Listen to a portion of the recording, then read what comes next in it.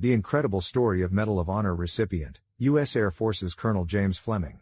On November 26, 1968, a six-man recon team of Green Berets had been lifted into Vietnam's western highlands, near the Cambodian border and about 30 miles west of Pleiku.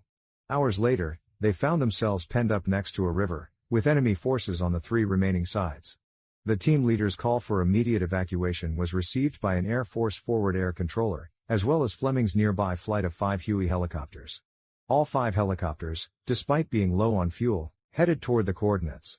The Green Berets were taking heavy fire from 6 heavy machine guns and an undetermined number of enemy troops.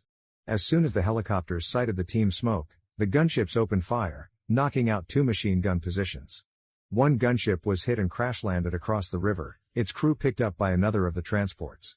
A second transport, low on fuel, had to pull out of formation and return to base.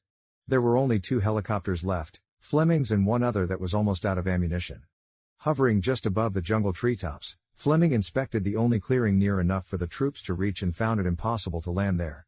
He instead flew over the river and hovered just above the water, with his landing skids against the bank, hoping that the Special Forces troops would be able to run the few yards to his helicopter safely.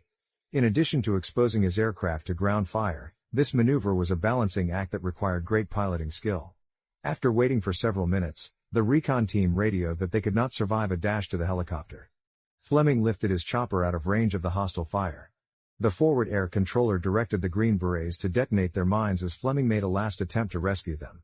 As the mines exploded, he again lowered his helicopter to the river bank, balancing against it, giving the Green Berets an open cargo door through which to leap to safety.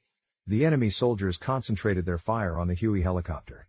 The Green Berets ran for the chopper, firing as they ran and killing 3 Viet Cong barely 10 feet from the aircraft. As they leapt through the cargo door, Fleming once more backed the helicopter away from the bank and flew down the river to safety. Fleming remained in the Air Force, becoming a colonel before his retirement in 1996.